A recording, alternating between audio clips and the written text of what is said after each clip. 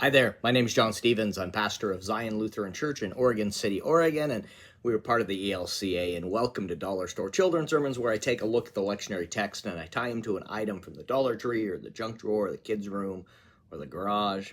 That's how we've been doing it. Thank you so much for spending a little bit of your week with me in this way. Thank you for your partnership in this ministry, and thank you for the love that you're sharing with your kids and your congregation and your families.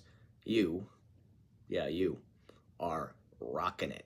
Thank you so much. Now, this is for the second Sunday of Christmas. You might want to go look at the Epiphany one, because I started off with that one saying, yeah, this could be used for both the Epiphany and the second Sunday of Christmas.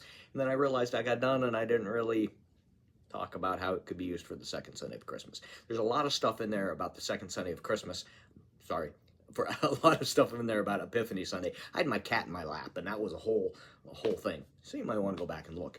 But, so looking at second Sunday of Christmas, the text is God moves into the neighborhood. The Word becomes flesh. And talk about, some of my favorite scripture. I love that. I love how Eugene Peterson turns a phrase, but God moves into the neighborhood. God tented among us, and the Word became flesh. So, in the Epiphany children's sermon, I do a star tour where we've got the whole, it's Epiphany, following the star. So I've got a star puppet, and we walk around the congregation in the star tour. For this, one of the thoughts I had was God moved into the neighborhood. What is God's address? And so we could have a map, and maybe like a hand-drawn map of the sanctuary, and you have people in the sanctuary that have arrows. So you're going to be, and this is kind of where I was looking at in the Epiphany one of the variations of the children's sermon is having members of the congregation have stars, and on one side has it, on the side nearest them has a arrow. So it's blank when the kids see it, and then you're like, oh, I need to find the star. Where's the star? And they can turn it over, and it's got an arrow pointing over into a different direction. So you're trying to find, where does God live? God moved into the neighborhood. Where is God? And so you can walk, it's like, oh, we're gonna go to this address, and you've got the pews, the way your pews are laid out, and if your congregation is anything like mine, there are people that have their pew or their seat where they're going to sit every Sunday. So you could actually go, okay, you know what I think we're going to do? I think we're going to go to Bev's house, or at least Bev's seat, Bev's pew. And so you walk in, we're like, okay, here's Bev. Hey, we're looking for Jesus. Have you seen Jesus? And Bev has an arrow, and she can lift it up, and the arrow points to another person. You're like, oh, okay.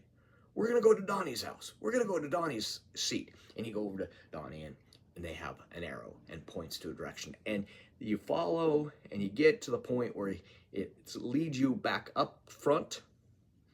And so you can stop and go, you know what? I didn't say this at the beginning, but we went on a star tour. We went on a tour, and we saw some of the places, I said all, but I would say some of the places that Jesus lives, that the Word became flesh and lived among us, moved into the neighborhood, because we believe that Christ is present here. And when we're sent from this place, we take Christ into the world. Christ is out there, but we get to take Christ as well and be the love of God and share that with everyone. And so this idea of this map about Jesus moving into the neighborhood and all of that really makes the text come alive, I think. So that is the springboard for the second Sunday of Christmas. Not after Christmas, but of Christmas. So, and then, yeah, take a look at the Epiphany one as well. I think it'll help the springboard expand some. All right. Thank you for the love that you're sharing with your kids and your congregation and your families. You are rocking it, my friend. Yes, you are rocking it. All right. Thank you for your partnership in this ministry, and we will see you next week. Peace.